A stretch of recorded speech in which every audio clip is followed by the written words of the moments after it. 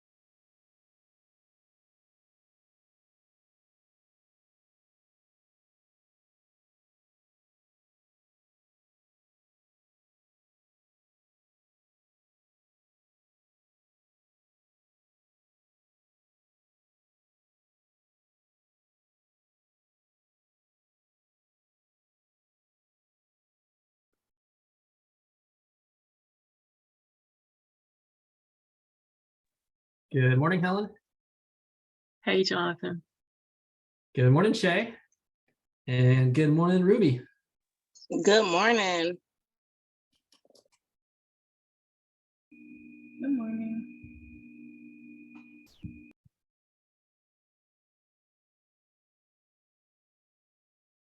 I'm guessing Colin's coming in from another meeting. I think if I were a betting man, I'd bet on that. That's a pretty safe bet. Yeah.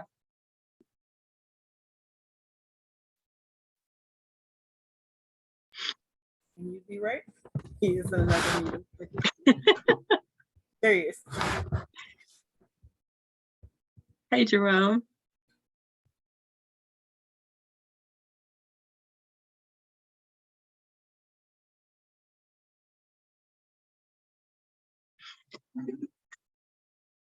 Oh, we have a quorum this morning already. That's awesome.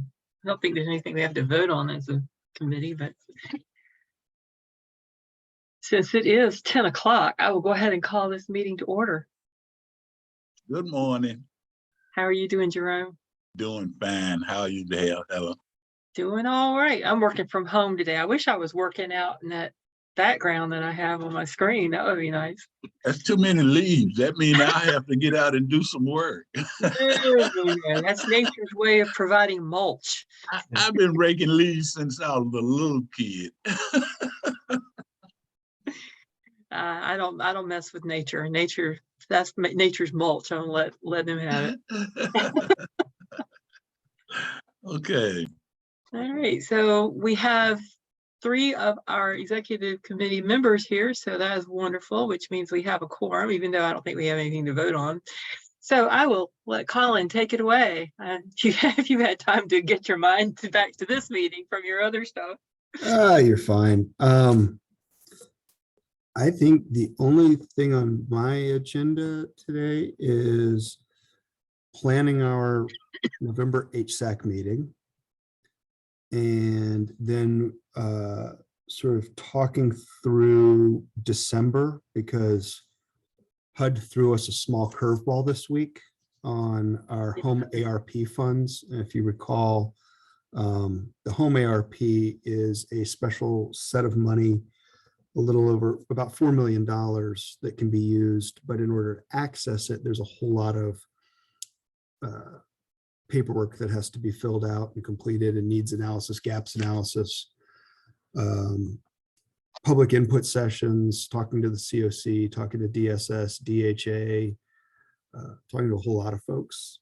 And the rules had said money has to be in contract by 2026 and all of the money has to be spent by like 2029. I don't remember the exact dates, but it's roughly like that.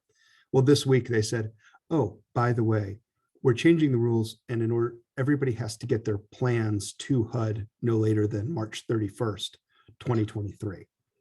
So they just stuck a random new due date on us, and we're going to be scrambling to make that work. So we're going to need to kind of talk through and see if maybe we can use part of a COC COC meeting in December to check off some or a bunch of the boxes and may need to schedule an extra COC meeting. But for the time being, let's go ahead and let me see if I can pull up the agenda planning document. We can start working on that. And then we also have the survey results that we can kind of talk through today. I forwarded those to Shay and Jonathan and Tarita and Russ, so they'd have them. At least I think I got all 4 of them.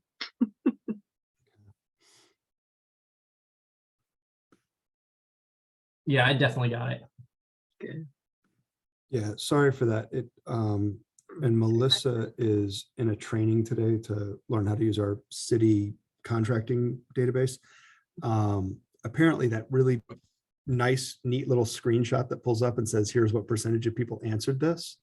On the back end, it basically shows each individual person and how they voted, how they ranked each thing. So she had to go through and kind of manually sort the data to make a nice, Yeah. easy sheet. Otherwise, it would be looking at, 15, 20 respondents. Yeah, it Mhm. disappeared. By the time I realized and thought about it, I could have got a screenshot, but by the time I hit my button to do that, it was gone. Oh, But we got it. yeah. So took a little bit longer than we expected to get it done. So Sorry, folks. Lloyd and I have been having a delightful conversation for 10 minutes over on the Teams button that was also on the invite, and neither of us realized what we'd done till a minute ago. You're like, doesn't seem like everyone else should be not here. So, yeah, this is one of the ones that goes to Zoom due to Yeah. public meetings. Yeah, I think when you do things in Outlook, you set up meetings in Outlook, it automatically puts, if you have Teams in your organization, it automatically puts a Teams link in there if you don't remember to delete it first. Yeah. That's caught me a couple of times. yeah. Good morning, everyone.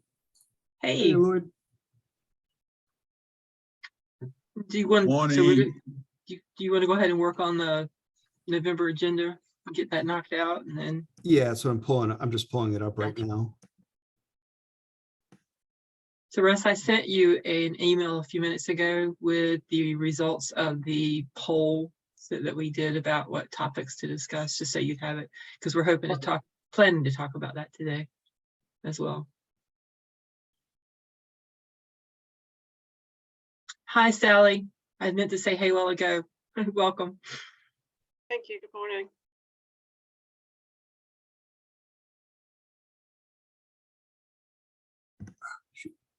Back here. All right, show my screen and.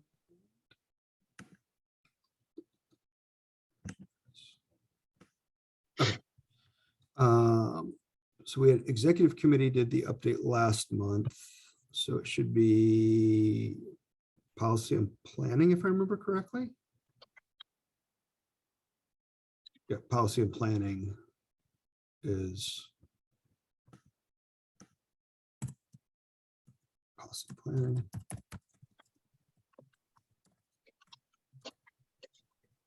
All right, other than that, and then I know Sally, we invited her to present at the October meeting, but there was a conflict, so I just moved it to November as a placeholder. Other agenda items that folks can think of.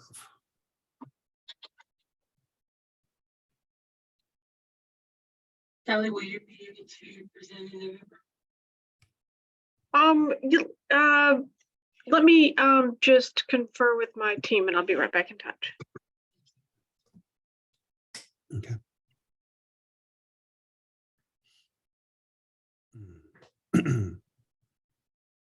I think we should certainly pass on the good news about the ESG funding results. So that would be definitely a good thing to have. Okay.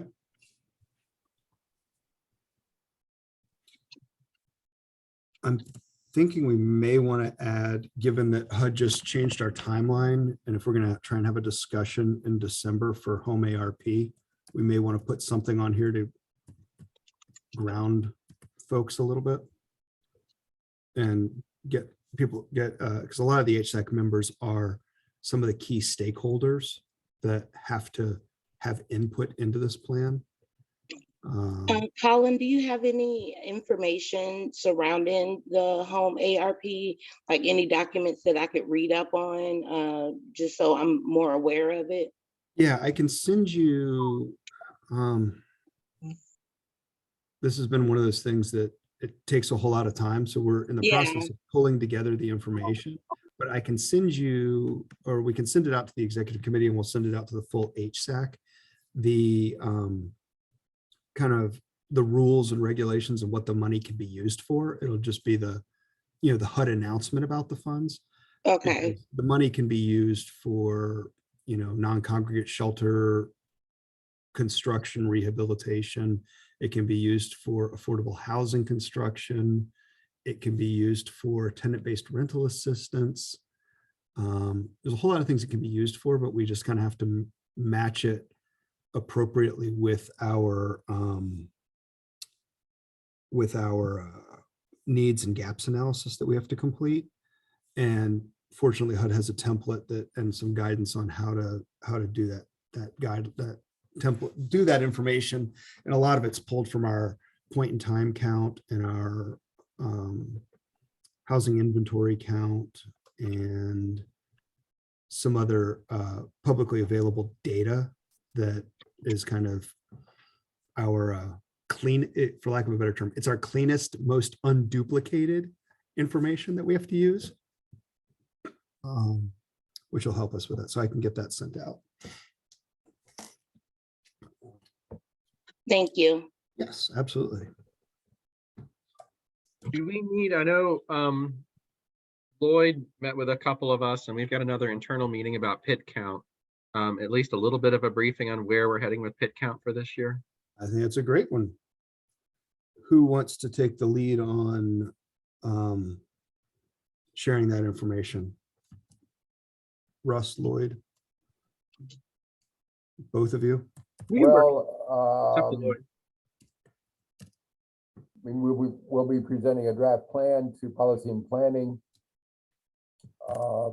at their November 14th meeting for their consideration and approval at their December meeting. So I wonder whether really Sharita should take the lead on talking about the draft plan.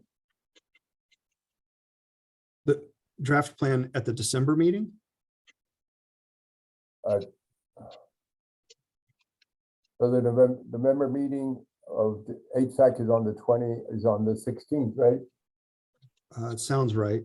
So we'll have presented a draft to the Policy and Planning at their November 14th meeting. So I think Sharita at least could outline it with support from Russ and myself. Okay. But All right. I don't see Sharita on here, but we can add her to this and talk to her about it. Okay. Okay.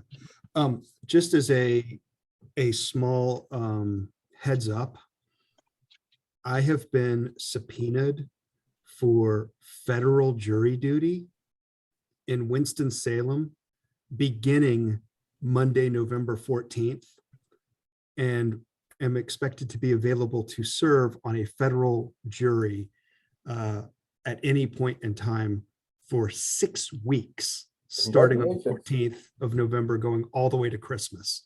So it's entirely possible that I might not be here the week of the 14th and I have a very, very, very low juror number. So I'm fully expecting that I'm going to have to go, but as soon as they find out I'm a social worker, they'll say, get out of here. Is there any chance you're going to be sequestered? I mean, I guess it's possible. oh my goodness. It's entirely possible, depending on what the case is, or if I get pulled into obviously you have to get through the hoops of getting seated on a jury, but depending on what the topic is, if it's one of those high profile things, I guess you could be sequestered for the term of the trial. The paperwork I received said, expect to serve an average of 3 to 4 days during that 6-week period. And if that's the average, you know, there's some who are serving 2 or 3 weeks and some who are serving 10 minutes. So, Well, you can't say your life is not interesting. yeah, it's also, I was trying to figure out, there's got to be a way to get out of this, and there isn't, unless I'm like over 70. Wow. Yeah. So anyway, I will make sure that anything that I need to have done, if I'm not going to be here, I share the information with Lloyd and Ruby and the rest of you, so Melissa, so that it can be shared and presented. Yeah. All right. So, what do we want to do? Like 5 minutes, policy and planning.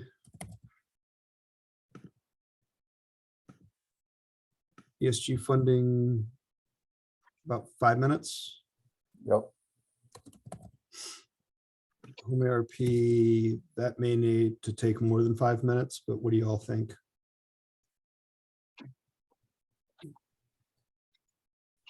Thoughts?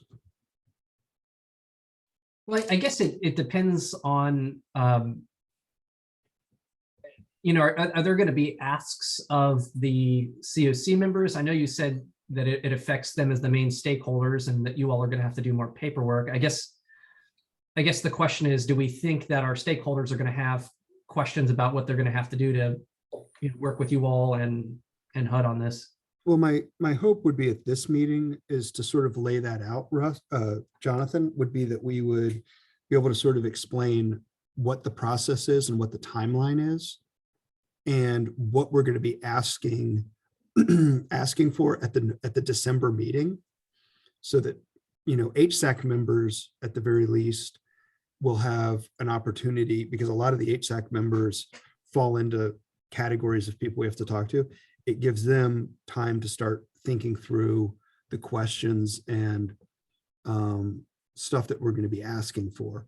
The other piece would be, after that, we would send an email out to the full COC, which includes the HSAC members, reiterating what we shared at the HSAC as kind of our public, as our, documenting our public notification that we're having this meeting to specifically talk about the home ARP process, because that's one of the other things we have to do is, how did you notify people that this was going to be discussed at this meeting, and make sure you invited everybody. And then we have to make a list of all the organizations that were represented.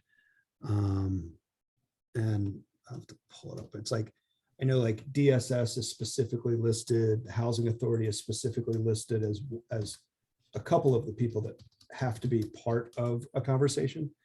And you don't have to meet with everybody at the same time. It just is one of those things, you have to have input from the folks.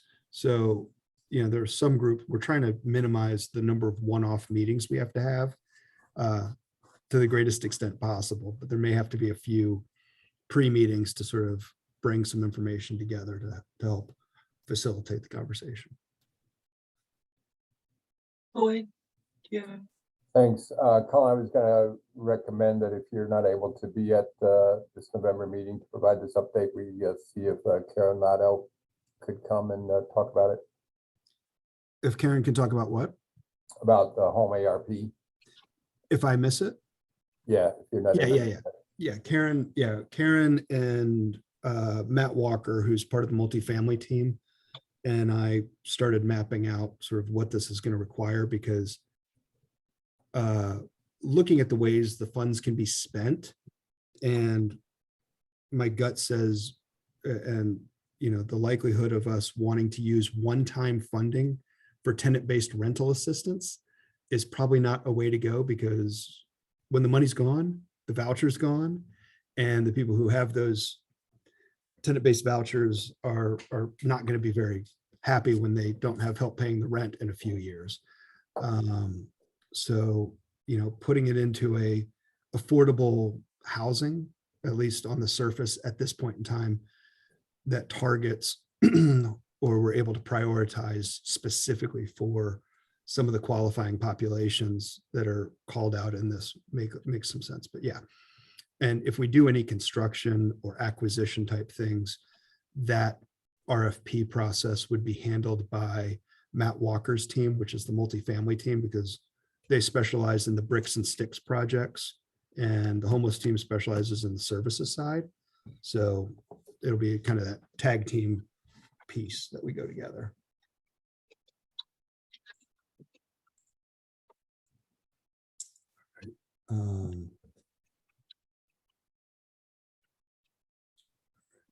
I'm trying to see if I can find my here are the here's the groups that specifically have to be spoken to is the COC, homeless service providers, domestic violence service providers, veterans groups, public housing agencies, public agencies that address the needs of the qualifying populations.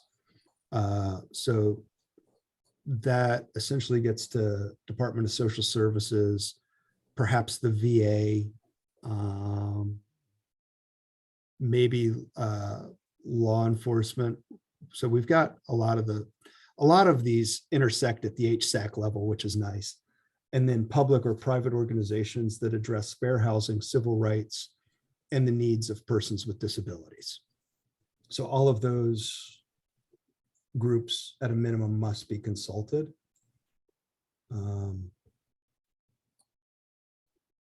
Yeah, I'd recommend, at least 15 minutes for an update. I think this is the first time it's been on the agenda of the exec. Okay, so 15 to 20 minutes. Yeah. Okay. Pit count, rough plan, pit count, you're talking about a draft plan update? Correct. What do you think, Russ? 10 minutes?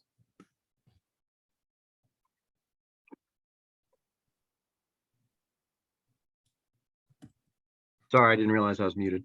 7 to 10, yeah. Okay. And then we'll wait for Sally on the medical respite piece. So we got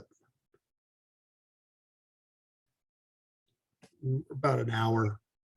Sally is on this call, so hopefully Sally's gonna Yeah, chime in. she said she was gonna, we were talking about it a little earlier. She Oh, was that's gonna right. consult with her team and then get Yeah. back to us. All right, other items that need to be discussed that anybody can think of.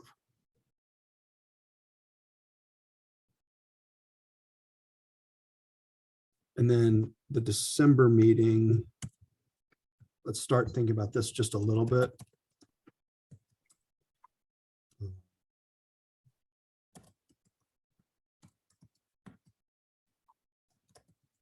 All right, home ARP input consultation. And then, all right, are we good on a November agenda for right now? I think so. Okay, let me stop sharing this. Yeah, I think so. And then let's see if we can pull up the interest poll.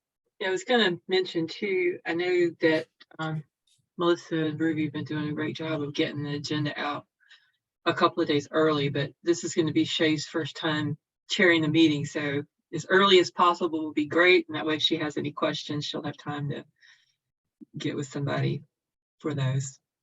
Absolutely. For the rest of you who don't know, I will not be at the November meeting. I will be in Maryland in training for the week. Which part of Maryland? Emmitsburg at the National Fire Academy. Ooh, Yeah. I've been taking their classes on community risk reduction, which is really good. So this is like my 4th class on that. let me pull this up. All right, let's talk. Oop.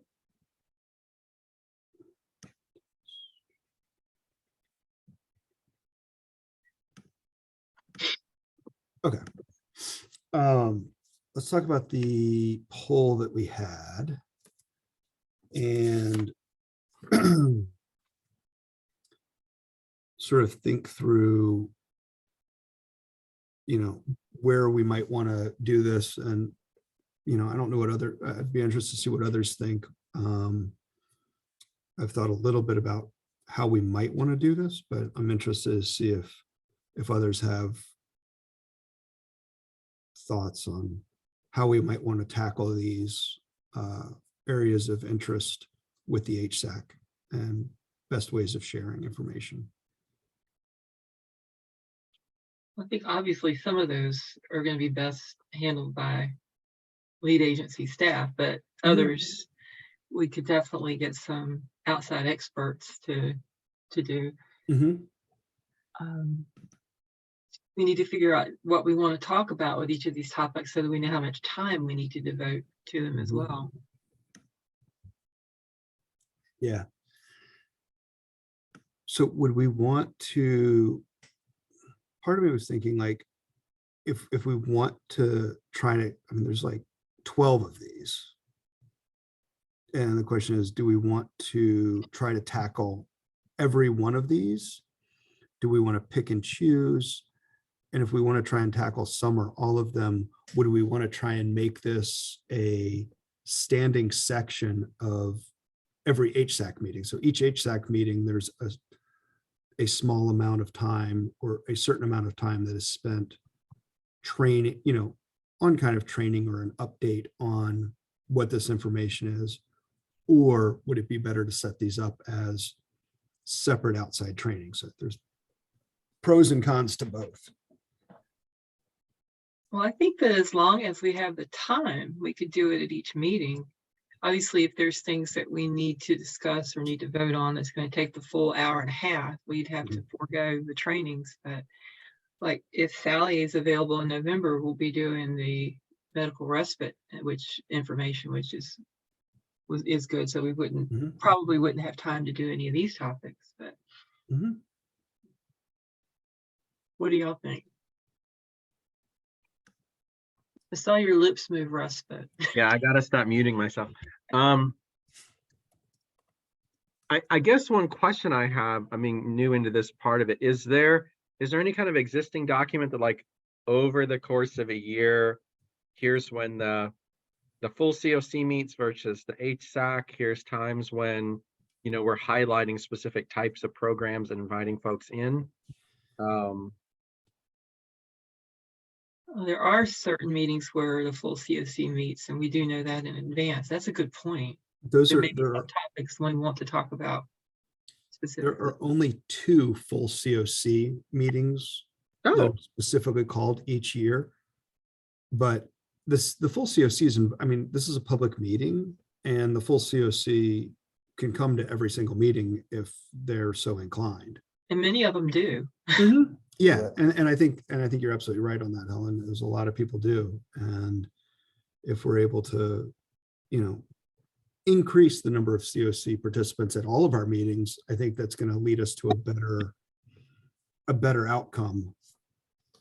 It's also possible when we decide which topics we want to tackle and when, that, thank you, Ruby, that we could just send out to the full COC, we're adding this to our HSAC agenda, and at these meetings, we're going to talk about these topics in case you want to make plans to be there.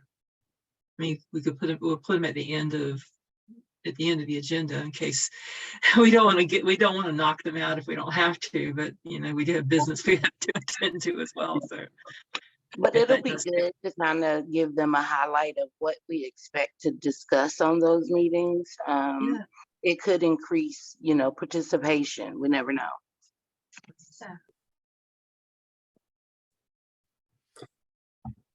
Question.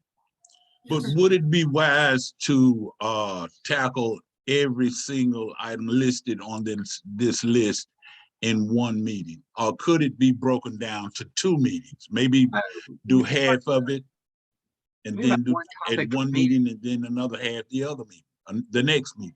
We're talking about one topic per meeting. We're not. Good. Now that clears it up for me. That's way Thank too you. much information. Yeah, you'd do be all looking in at, one meeting. Thank you. yeah, you'd be looking at a probably 10-hour meeting to get through all of And I would wish you all well. it. she'd be in Maryland that week.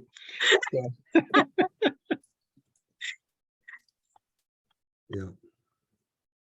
And is there any, sorry, another basic question, I think, or me catching up.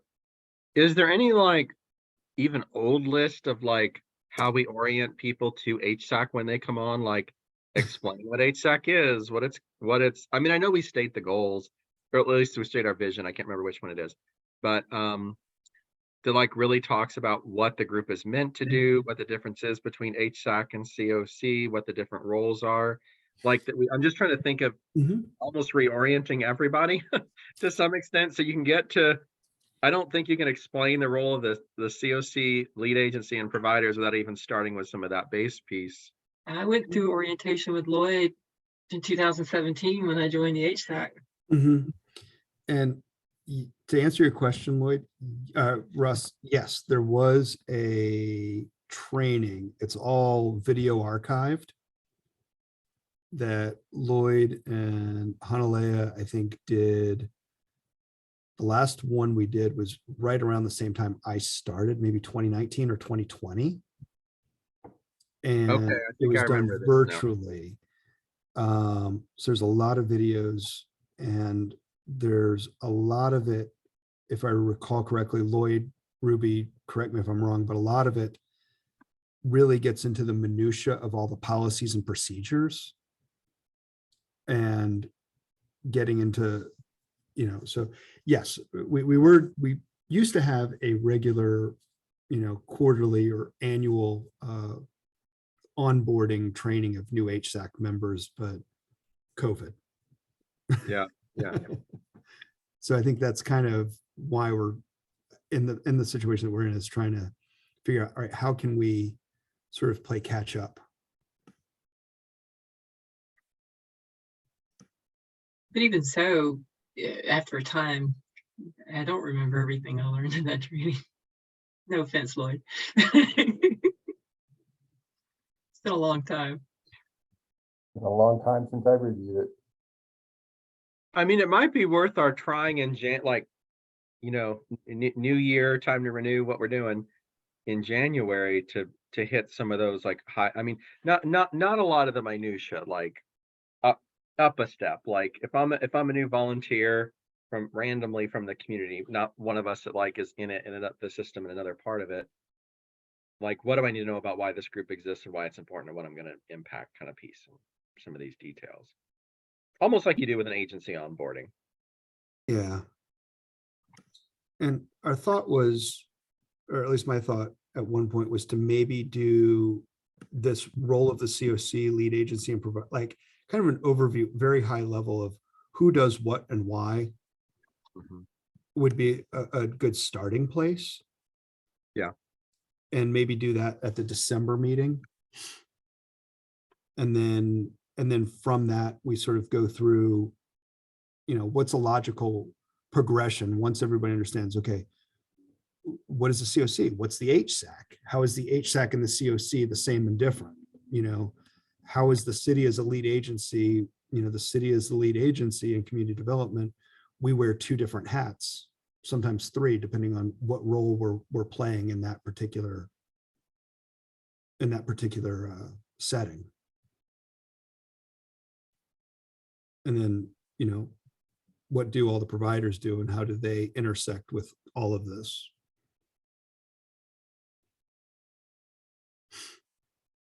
That sounds good. All right, so do we want to try and put this on for a December meeting? Sure. Okay. And then we can, do we want to try and map out some of these other ones for some possible dates? We do know that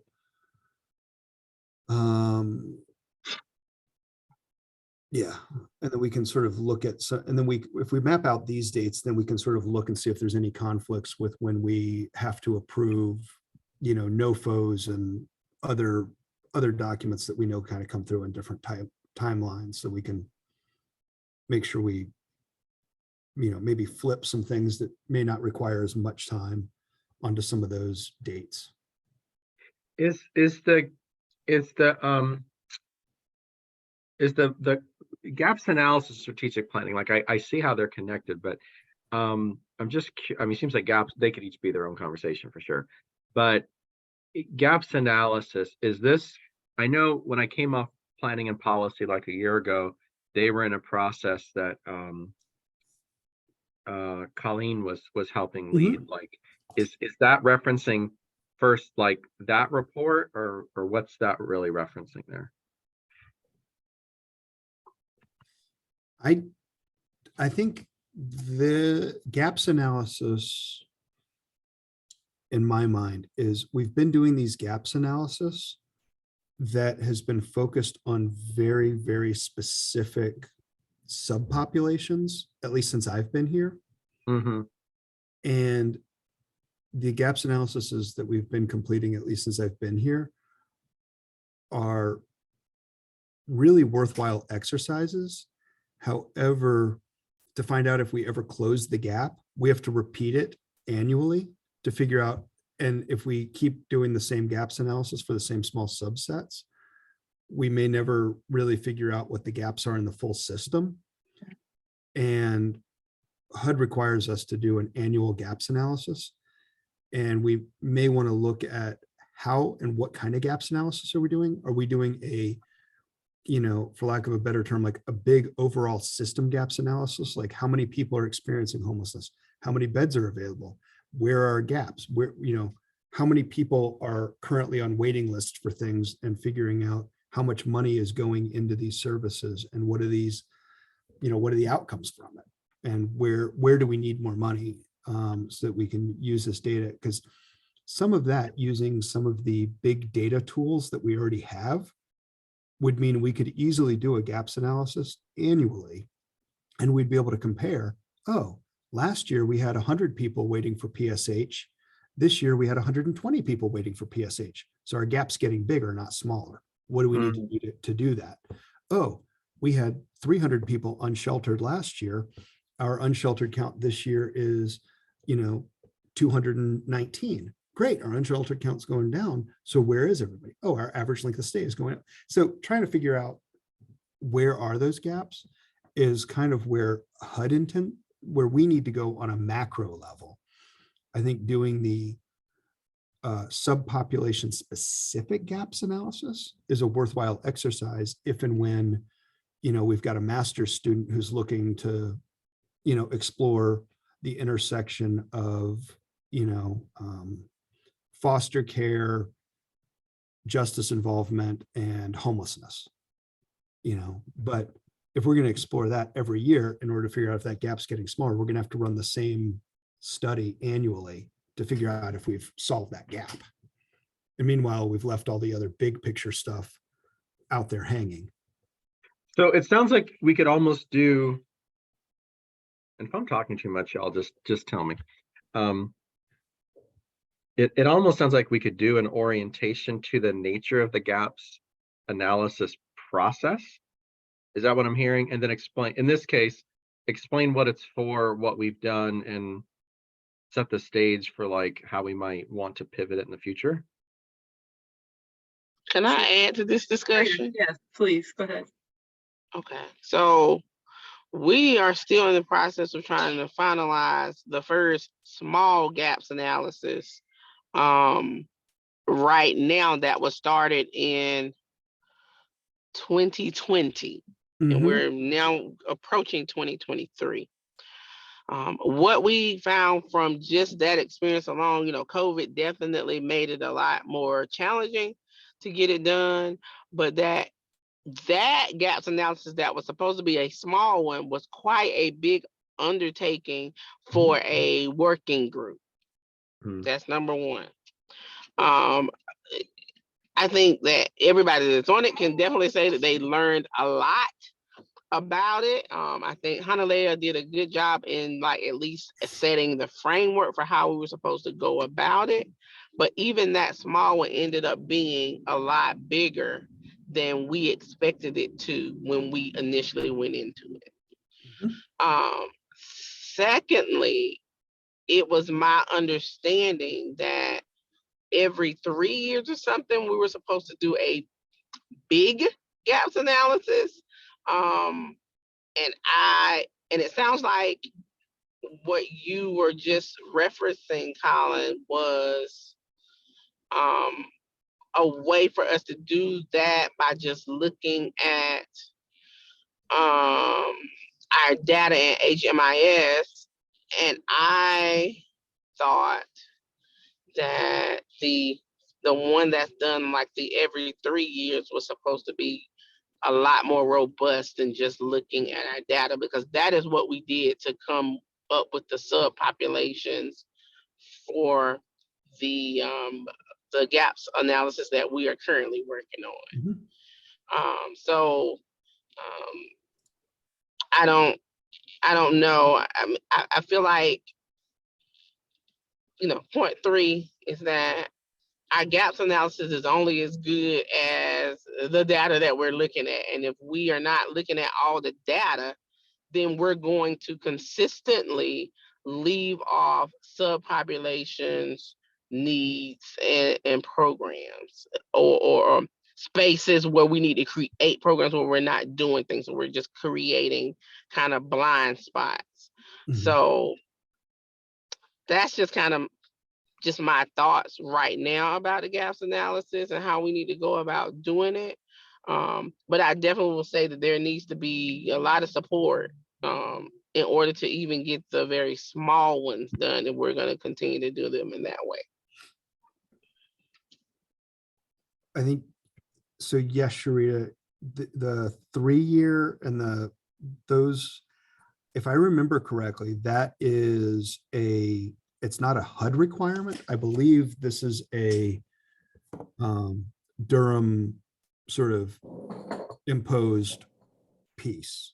And based on, yes, doing the small gaps analysis that we're doing, given the time it's taking and the manpower it takes, what I'm suggesting is trying to find a more efficient way of finding macro level trends that wouldn't be as cumbersome to a small working group, because it's, oh, here's the publicly available data, and it may be looking at or trying to help. It may not be just looking at the HMIS, but it may be like, all right, here's our HMIS data, and here's some data that might be coming from the VA, but the VA data and the homeless data, we're integrating those two data platforms through our veterans by name list meeting to make sure that veterans who are experiencing homelessness and need to be involved in the homeless system are connected appropriately. We're trying to close off some of where these communication gaps are. So in theory, if we keep doing a good job of, interdisciplinary conversations, referrals will end up in the right places, and we should have good data of, people experiencing homelessness eligible in the appropriate systems, or be able to know, okay, here are the two systems that just can't talk. So for instance, our DV providers, their data is never going to end up in the HMIS. So it's, okay, how do we integrate that data into that needs assessment? Like, they know, hey, here's how many people are fleeing domestic violence on our list. Then is there a way for us to cross-reference their names with our names in the HMIS to deduplicate? I don't know.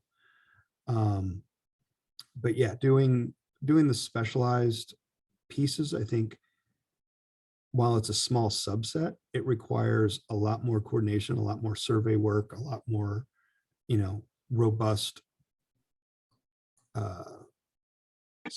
stuff, whereas most gaps analysis that I'm aware of are really done at a very high level data analysis level on the annual basis as a whole system. And the other piece is we just have to line it up with how do we get it to, how do we line it up so that we can actually stay in compliance with the annual gaps analysis and do it with the human capital that we have available.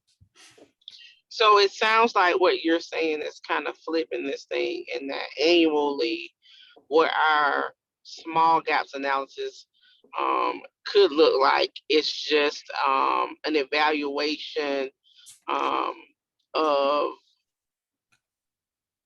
HMIS along with some of our, outside providers kind of feedback, TV, transition age youth, VA per se, groups reporting in, and us kind of looking at that data, and then whatever the requirement is for our big annual ones, maybe those are the ones that we pull out the common trends over a certain time period from looking at those annual gaps analysis system kind of reviews, and then do more robust work as it relates to those specific things that were highlighted, as opposed to the way we just embarked on this in 2020. Is that correct?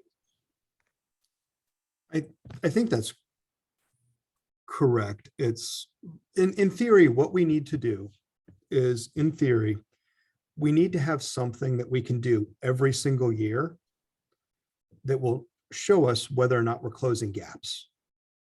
And the gaps analysis that we started in 2020 lets us, when that's done, we need to start that same gaps analysis as soon as it's done and do it all over again and see if we've closed that gap. And what I'm saying is, it's taken us 2 years to do this for this one subset population. But my issue is that we're looking at transition, and I'm sorry for cutting you off, we're looking at transition age youth, but in my opinion, I don't think from a system standpoint, we've improved the way we, the accessing a true picture of how many, youth we have in our system. I feel like if you did a follow-up report, we won't have any data because it doesn't exist. We haven't closed that gap. We haven't improved our system in any significant way where we can get a better snapshot of what our transition age youth community in Durham looks like, who they are, where they're located, who services them, all of that. I don't think we've done anything. So it's going to be the same issue again. So how do we get ahead of it now? Because we're going to get a lot of information and we're not going to be able to try to even begin to do anything until at least after this report gets out. Right. And you're highlighting the challenge is exactly what you said, Sharia. There's data that's missing, but we do have data that, in theory, if we looked every year, and I'm just sort of using this hypothetical, if we want to look at transition age youth, our PIT count collects data on unsheltered transition age youth. We did a transition age youth specific point in time count last year with help from Life Skills Foundation. And Lloyd, correct me if I'm wrong, but what I recall is we were unable to find any additional transitional age youth who met HUD definitions of homelessness, because this is the challenge, is we have to focus on the HUD homeless definitions. So a lot of the transitional age that are homeless fall under the Department of Education definition of homelessness or Health and Human Services definition of homelessness, and those three don't intersect. So what we found in our last point in time count is there really weren't any additional homeless transitional age youth that we hadn't been aware of yet. So that's where we are on that, is trying to, and Lloyd, correct me if, am I missing something on the transitional age count?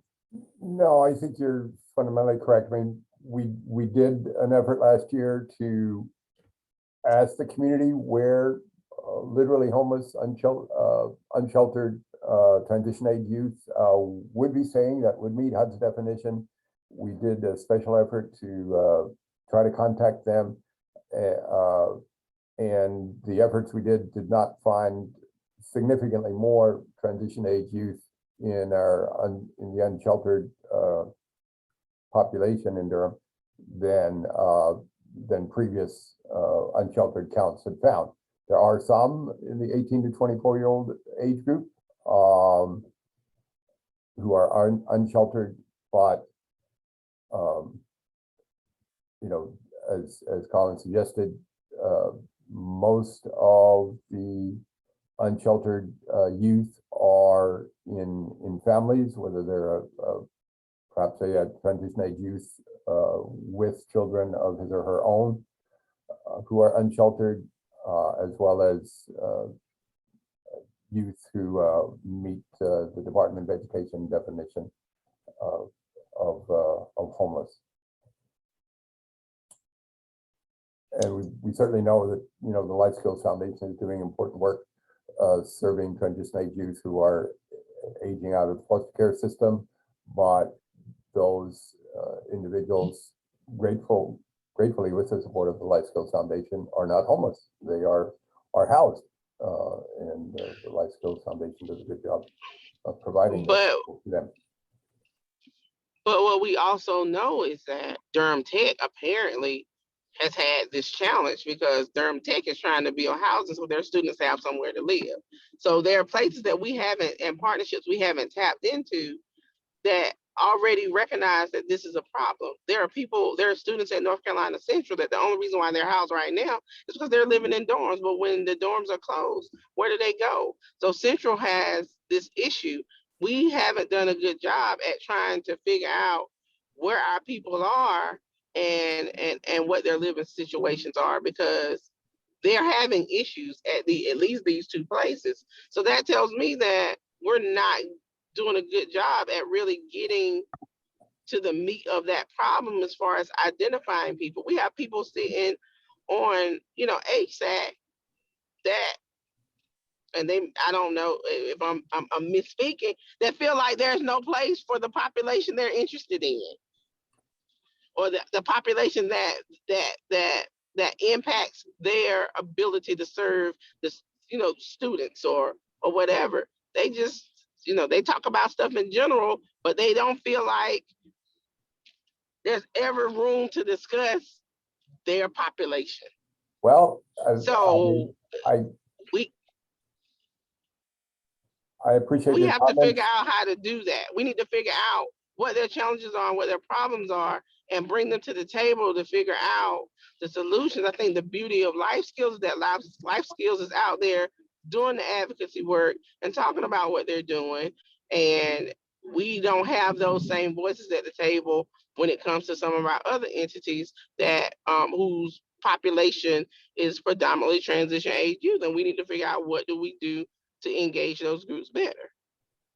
I appreciate the comments, Sharita. I will say that in our planning for the 2022 youth count, I did contact Colleen Herbert. I contacted Vega Swepson, who both serve on the HSAC, made efforts to, you know, get involvement from those institutions, particularly to, we are aware that both of institutions have food pantries providing support to students who are experiencing food insecurity, thinking that, you know, some of the students experiencing food insecurity might also have housing insecurity issues. We did our best, I would say, from our office to get more information from about those, particularly the housing insecure youth matriculating at those institutions, and those efforts were not successful. So we'll have another point in time count coming up in January, as Russ knows, and we can continue to try to, you know, identify youth who meet HUD's definition of literal homelessness at those organizations and elsewhere. And I think some of this goes back to the fundamental problem of if we're looking at homelessness in silos of, you know, my constituents, my group, we're getting away from the whole homeless system. Then we're looking at micro systems within a big system. And if we've got people experiencing homelessness in a micro system, we need to get them connected to the main system that we can help get them into housing and get them into this and get that data collected, get that, you know, and get them on the right track. And you know, unless the microsystem is planning to solve the problem by themselves, but we're not going to, you know, to stay in the coordinated entry, the system that we have to have in place to keep receiving HUD funds. If we carve it all back up and silo everything, then we don't have a coordinated homeless response system. It's how do we integrate and bring all these pieces together? I think you're absolutely right, Sharita. We need, you know, better connections with NCCU and Durham Tech and Duke, and you know, we've got Ebony with the school system, and also understanding that the homeless definition for the educational system is different than the HUD definition. So even when people are in their dorms and they're doubled up, or you know, they're not homeless at that time, but when the dorm ends, if they become homeless, then they would call the coordinated entry system to look at, you know, what are my homeless systems. That data would be captured in the HMIS, and we would have that data as part of the overall report.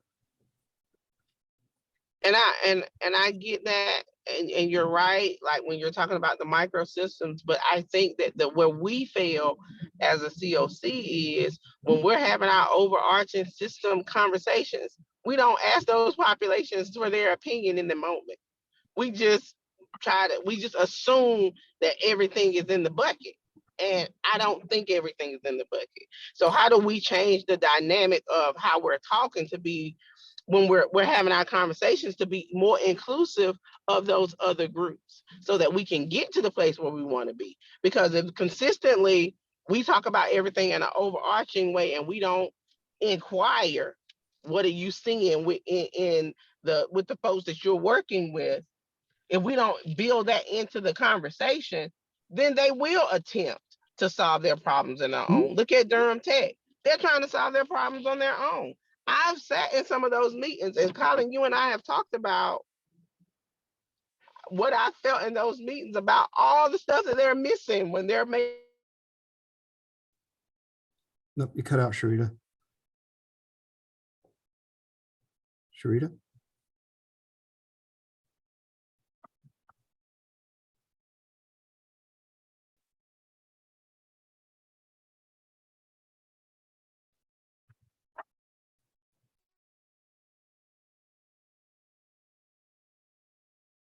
Sharita? I lost your signal. Yeah. She was driving. Okay. Ah, Oh, she said she's frozen.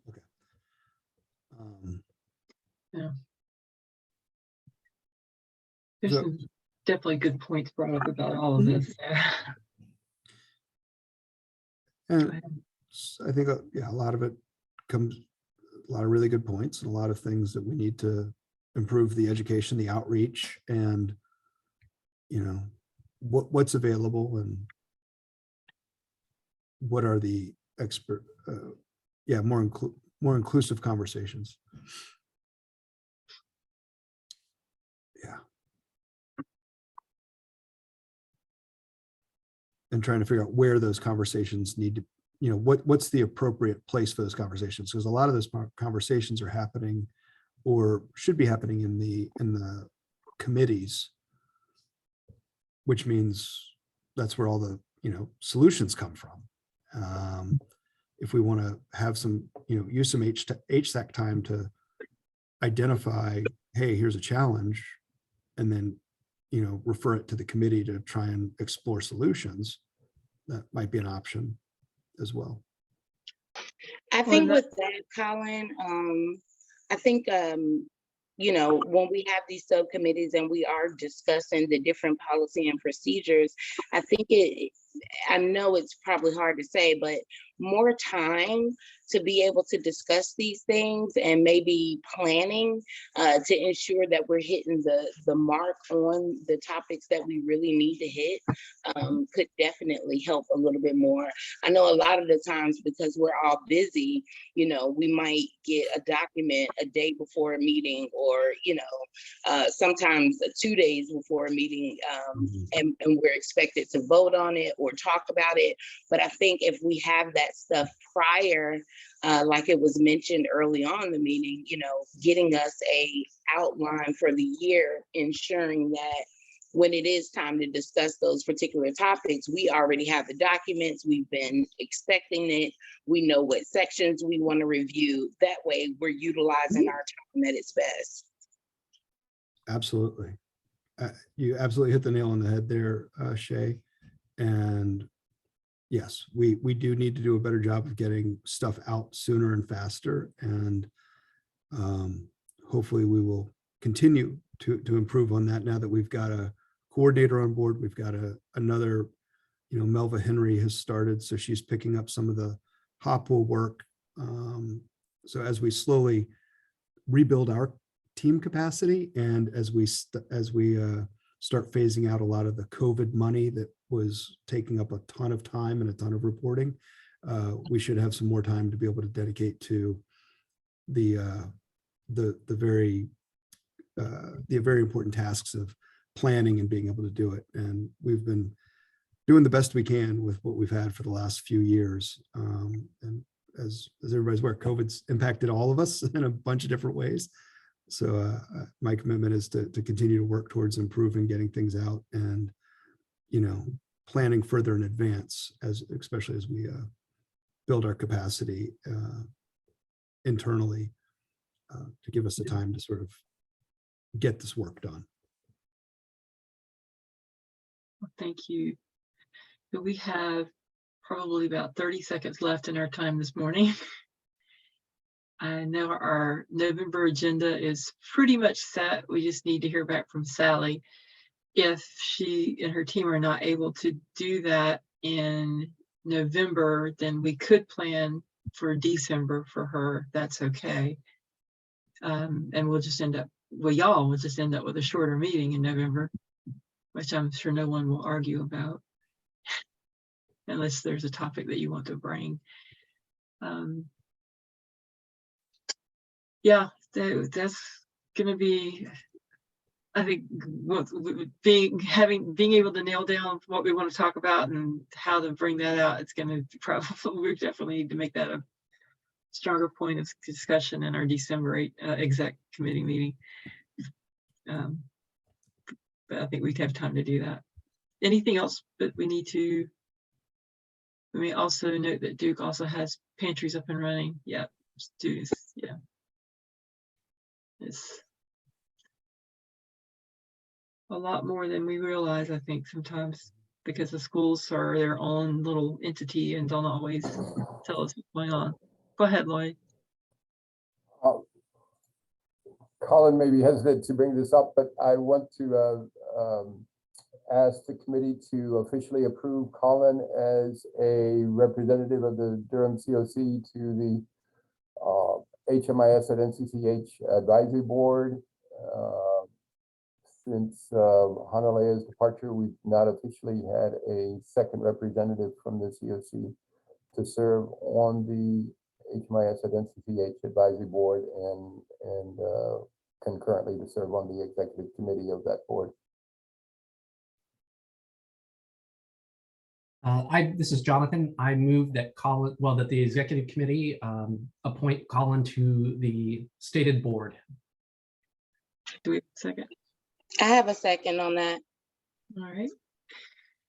All in favor, type yes in the chat. Yes, I didn't ask for any no's. But if you feel strongly, go ahead and say no. All right.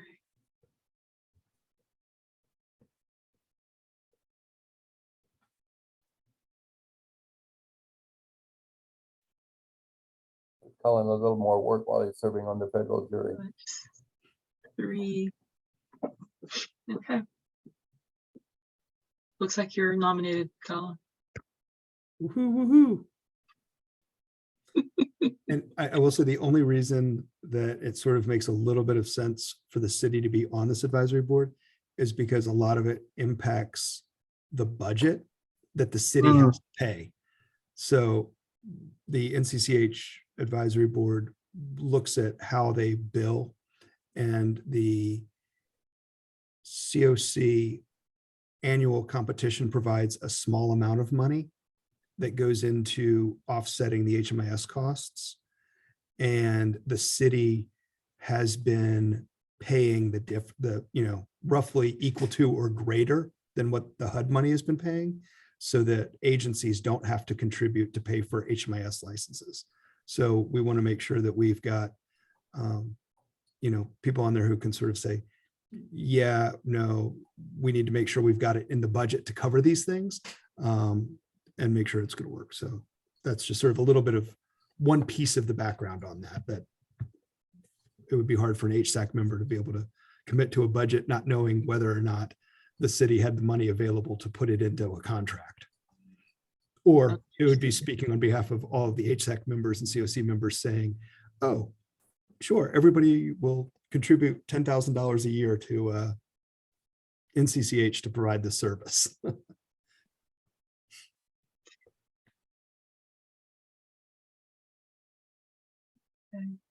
Thank you, Lloyd, for that in the chat. Okay, is there anything else that we need to discuss today? If not, I will take a motion to adjourn. I move that we adjourn today's meeting. Thank you, Jonathan. Is anyone second?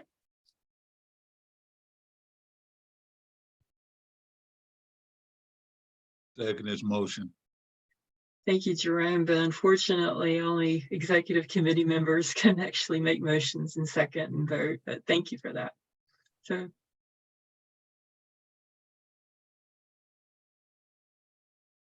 Russ, you want a second?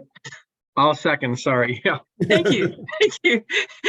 that's All not in usually favor? my role in meetings, so I'll pay better attention on that. Understood. Now, while this is an open meeting that anyone can attend, the only voting members are the executive committee members. So that would be me, Shay, Russ, Jonathan, and Sharita. So thank you for that anyway, Jerome. Yes, Lloyd, did you? Oh, just waving goodbye to everybody. Oh, well, that was my next thing. All in favor of adjourning? Leave. Enjoy the rest of your day Good and day your and a good weekend. weekend. All right, bye. Have a good weekend. Have a Thank great you. weekend. Bye.